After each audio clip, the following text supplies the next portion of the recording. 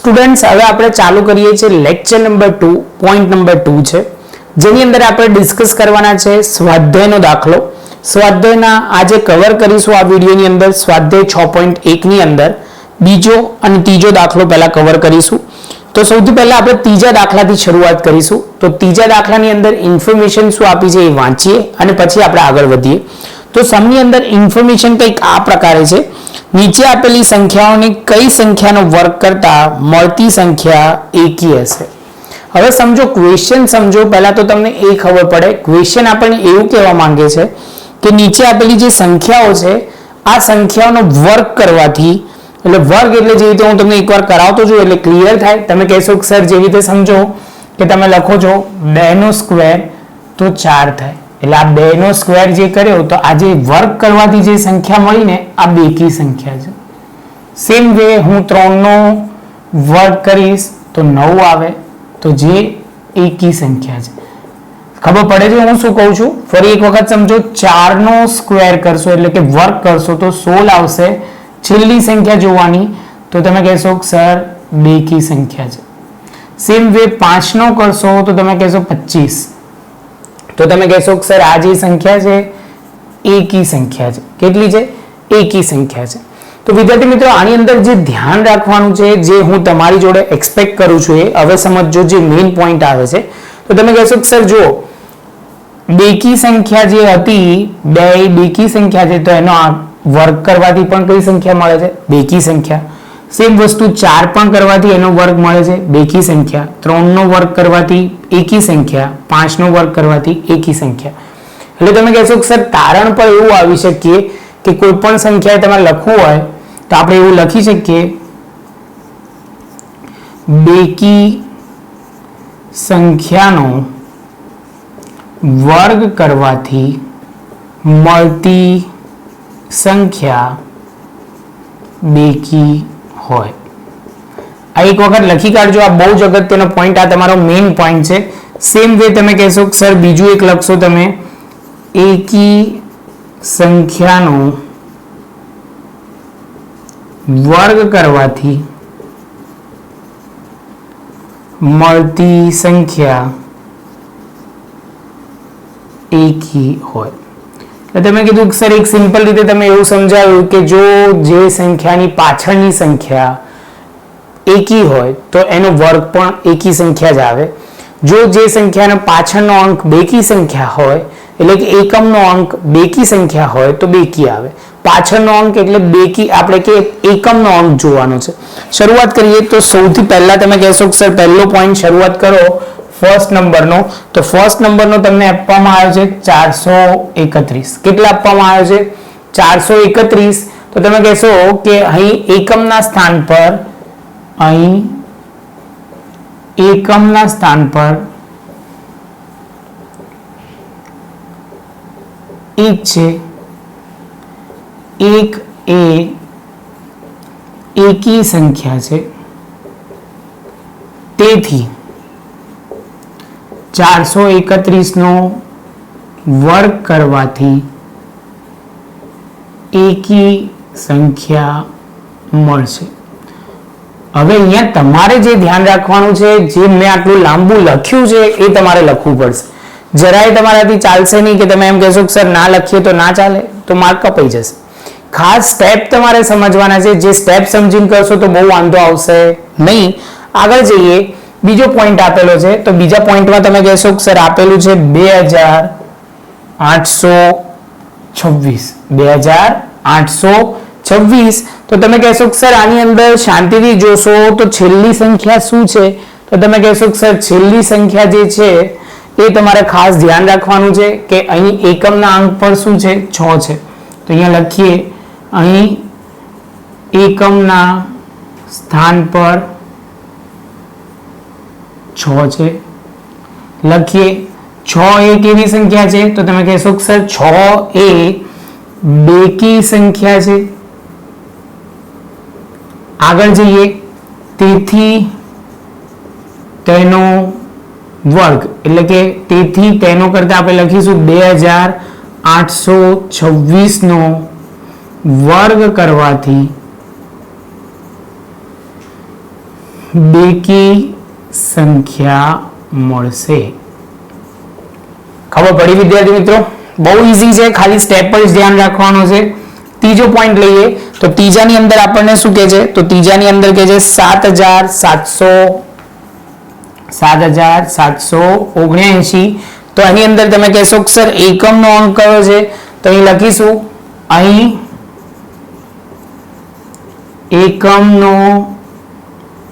એકમના સ્થાન પર કેટલા છે? 9 છે.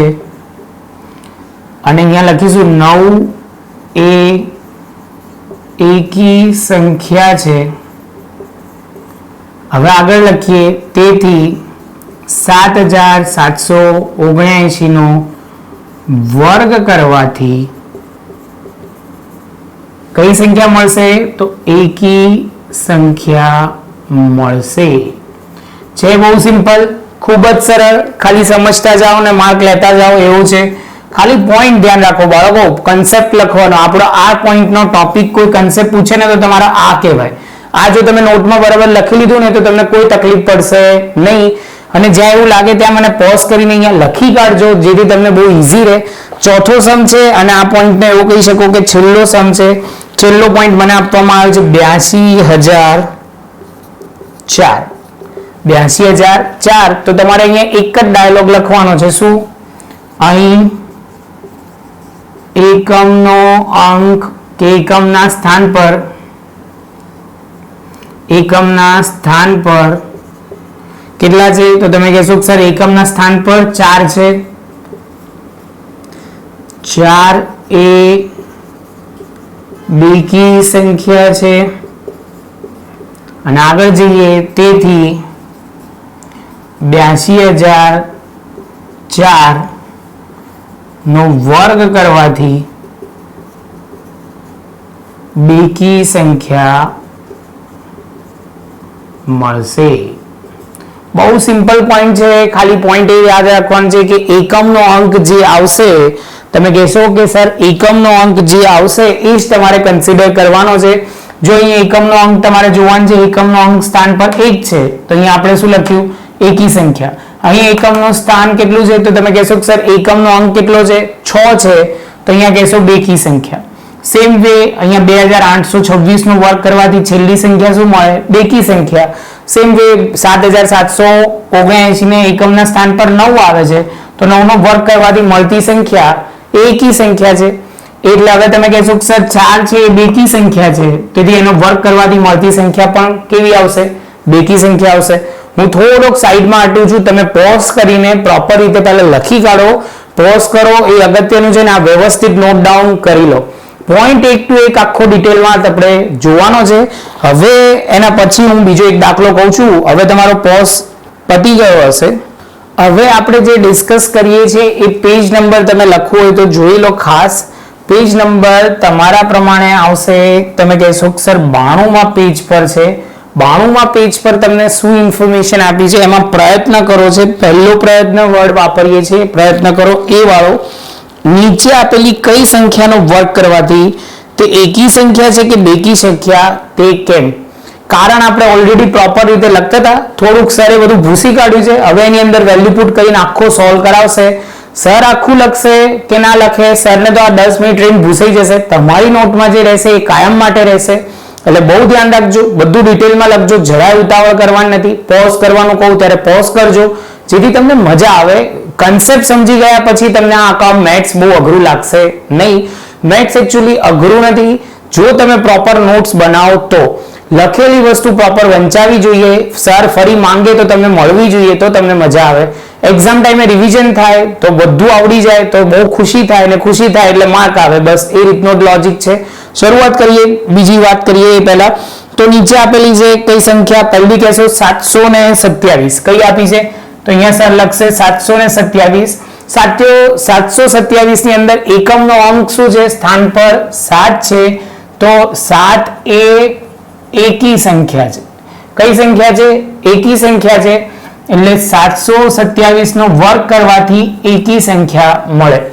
આ વસ્તુ તમારે વ્યવસ્થિત લખવાની છે. હું પોઝ કરવાનું કહું ત્યારે તમે પોઝ કરજો, પહેલા બધું મારી સાથે સમજતા જાઓ.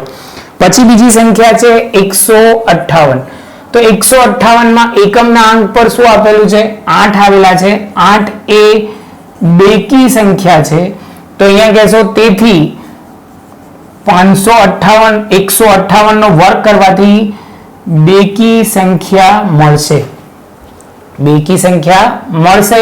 ફરી એકવાર સમજાવું છું, જોતા જાઓ. 158 આપેલું છે, એનો છેલ્લો એકમનો સ્થાન 8 છે, તો 8 એ બેકી સંખ્યા છે, તેથી 158 નો વર્ગ કરવાથી બેકી સંખ્યા મળશે. આગળ જઈએ. હવે કીધું છે આપણે કહીશું સર અહીંયા તમે ભૂસ્યું નથી, તો ભૂસી કાઢીએ આપણે એટલે આવી જશે. તો સૌથી પહેલા તમે કહેશો કે સર અહીંયા આપ્યું છે 2000, આપ્યું છે 269. તો અહીંયા એમ કહેશો કે 269 અહીં એકમના સ્થાન પર શું છે? 9 છે. 9 એ એકી સંખ્યા છે. એકી સંખ્યા છે, તેથી લખશો 269 નો વર્ગ કરવાથી તમને એકી સંખ્યા મળશે. ખબર પડી? ફરી એકવાર જુઓ, સાંભળો. 269 અહીં એકમના સ્થાન પર 9 છે, તો 9 એ એકી સંખ્યા છે, તેથી 269 નો વર્ગ કરવાથી એકી સંખ્યા મળશે. લાસ્ટમાં ફોર્થ પોઈન્ટ છે, અહીંયા તમે લખશો 1980, જેના એકમના સ્થાન પર 0 છે. 0 એ બેકી સંખ્યા છે, તેથી તમે લખી શકો તેથી 1980 નો વર્ગ કરવાથી બેકી સંખ્યા મળશે. અહીંયા શાંતિથી તમને એક કહીશ કે આ ટોપિક મારો અહીંયા પૂરો થઈ જશે, એટલે હું બીજો ટોપિક સ્ટાર્ટ કરું એ પહેલા તમે આ વ્યવસ્થિત નોટબુકમાં લખી લો, તેથી તમને ક્લિયર થઈ જાય. પછી આપણે આગળ જઈએ. તો સૌથી પહેલા હું લખું છું જે બહુ જ અગત્યનો પોઈન્ટ, 1 નો વર્ગ 1, 2 નો વર્ગ 4, 3 નો વર્ગ 9, 4 નો વર્ગ 16, 5 નો વર્ગ 25. તમે કહેશો કે સર આ શું કરો છો? તો આના પરથી આપણે એક પોઈન્ટ લઈએ છીએ એટલે તમને સમજણ પડશે. 36, 7 નો વર્ગ 49, 8 નો વર્ગ 81, 8 નો વર્ગ 64, 9 નો વર્ગ 81 અને 10 નો વર્ગ જે લઈશું 100. તો આમાં જે ધ્યાન રાખવાની છે, જે હું સંખ્યા લખું છું, અહીંયા મેં 2 પોઈન્ટ કવર કર્યા, લખ્યા એ સમજાવું. જો એકમનો અંક 0, 1, 4, 5, 6 અને 9, આ જે મેં લખ્યા એ જ છે. 1, 0, 4, 5, 6, 9.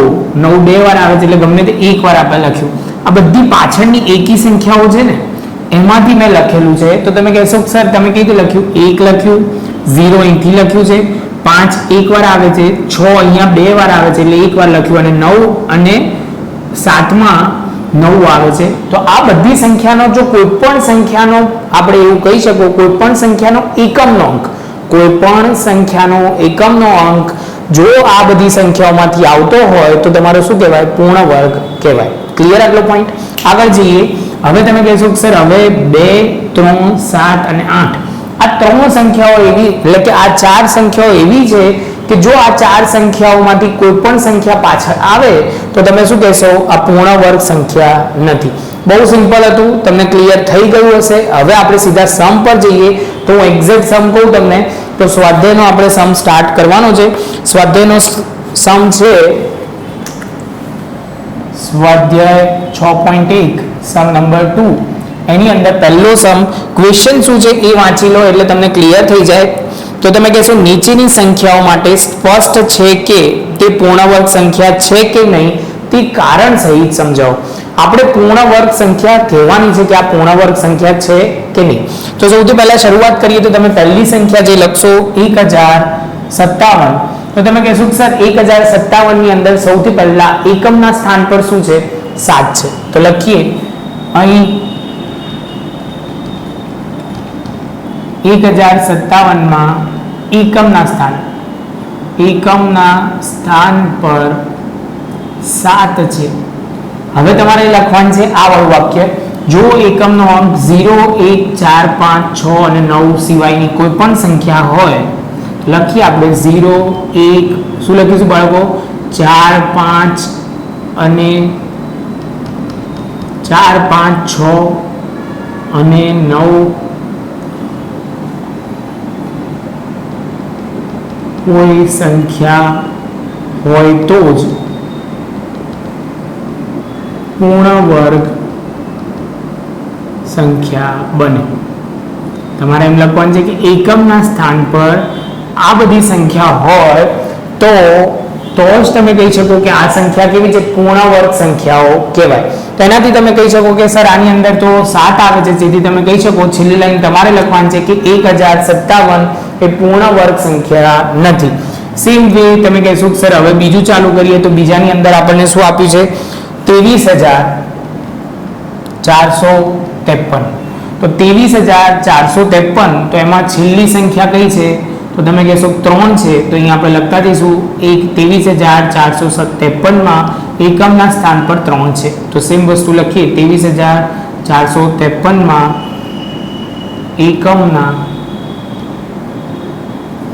એકમના સ્થાન પર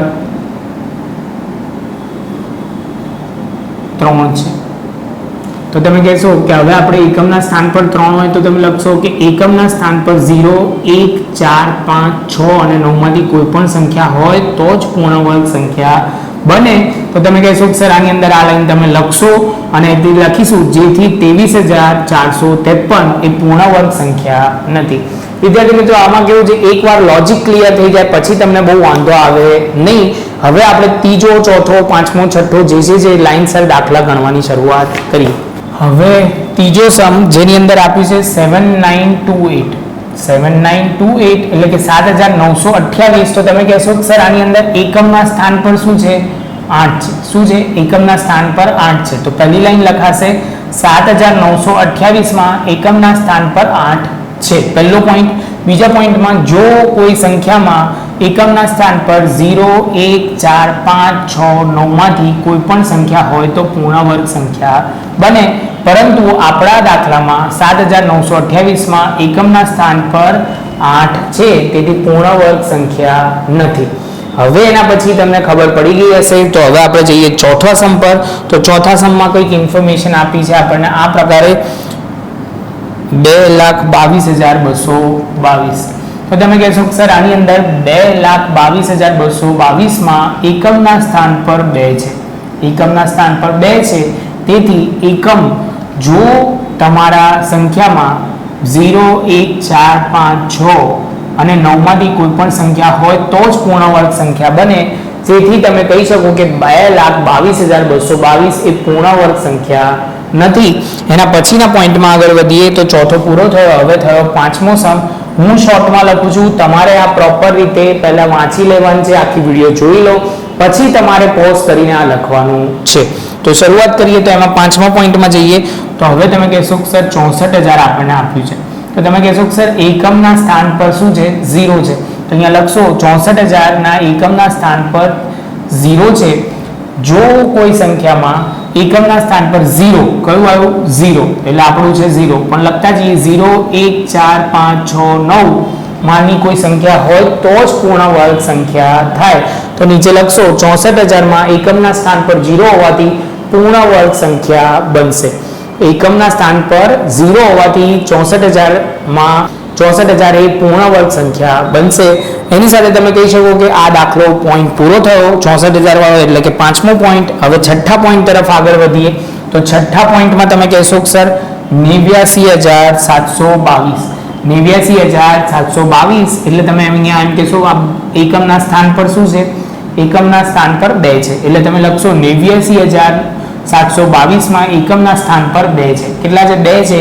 તેથી એકમ 0, 1, 4, 5, 6 અને 9 માંથી કોઈ સંખ્યા હોય તો જ તે પૂર્ણ વર્ગ સંખ્યા બને.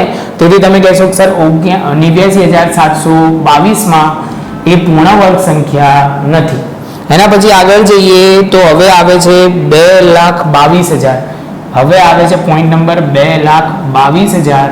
તો તમે કહેશો કે સર અહીંયા 2,22,000 માં એકમના સ્થાન પર 0 છે.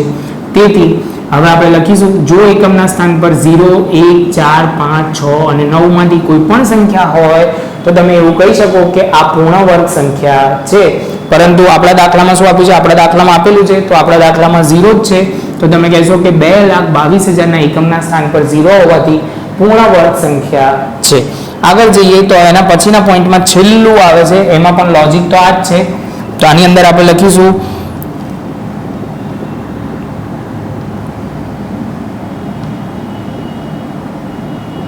5,05,050. તો તમે કહેશો કે સર એકમના સ્થાન પર શું છે? 5,50,000. 5,05,050 માં એકમના સ્થાન પર 0 છે. કેટલું આપ્યું છે? 0. તો અહીંયા લખશો એકમના સ્થાન પર 0 છે. જો 0, 1, 4, 5, 6 અને 9 માંથી કોઈ પણ સંખ્યા હોય તો પૂર્ણ વર્ગ સંખ્યા બને. આપણા દાખલાની અંદર એવું કહી શકો કે 5,05,050 માં એકમના સ્થાન પર 0 છે. તેથી તમે શું કહી શકો? તેથી તમે કહી શકો કે આ જે સંખ્યા છે એ કેવી છે? પૂર્ણ વર્ગ વાળી સંખ્યા છે. બહુ સિમ્પલ સમ છે, ખબર પડી જશે, એમાં કોઈ જ વાંધો નહીં આવે. ખાલી હવે આટલું જોઈને મને પોઝ કરો, આટલા દાખલા પૂરા કરો અને પછી જ આગળ વધજો. લખવું દરેકમાં પડશે. તમે એવી રીતે એમ ના કહેતા કે સર આ ના લખ્યું તો ના ચાલે. ઉપર સમમાં ચોખ્ખું લખવામાં આવ્યું છે કારણ સહિત. જો તમે આટલી પ્રેક્ટિસ કરશો તો તમને કોઈ જ વાંધો નહીં આવે. મેથ્સ એટલે પ્રેક્ટિસ. જેટલી વધારે પ્રેક્ટિસ કરશો એટલું તમને ઈઝી લાગશે. હવે એક નાનકડું હોમવર્ક સાથે અહીંયા આપણે લેક્ચર પૂરો કરીએ, કેમ કે બહુ લાંબી વિડીયો થઈ જશે. તો પેજ નંબર તમે જોઈ શકો છો 90 પર પ્રયત્ન કરવામાં આવ્યો છે. જે પ્રયત્ન કરો એની અંદર લખેલું છે નીચે આપેલી સંખ્યા પૂર્ણ વર્ગ છે. તમને કેવી રીતે ખબર પડી તે કારણ સહિત જણાવવાનું છે. તો પેજ નંબર હું એકવાર લખી કાઢું છું. પેજ નંબર 90 પર જે પ્રયત્ન કરો આપો એ તમારે જાતે ગણવાનું છે. જો આટલી પ્રેક્ટિસ કરશો તો આ કન્સેપ્ટમાં કોઈ વાંધો આવશે નહીં. શાંતિથી સ્ટેપ બાય સ્ટેપ કરતા જાઓ તો તમને વાંધો ના આવે. પ્રોપર રીતે લખજો જેથી તમને યાદ રહી જાય. જો તમને વિદ્યાર્થી મિત્રો, જો તમને આ વિડીયો ગમ્યો તો લાઈક બટન જરૂરથી દબાવો, જેથી અમને ખબર પડે કે તમને ખબર પડી છે કે નહીં. એ ખાસ વસ્તુ, અગત્યની વસ્તુ. તમને જો આ ગમી હોય તો કોમેન્ટ સેક્શનમાં એક કોમેન્ટ લખો કે તમને કેટલી ખબર પડી, ના ખબર પડી, કઈ જગ્યાએ ખબર ના પડી, તેથી અમે તમને મદદ કરી શકીએ. જો આ વિડીયો ગમ્યો હોય તો તમારા મિત્રો સાથે શેર કરો. મળીશું એક નવી વિડીયોમાં, વિડીયો નંબર 3 માં.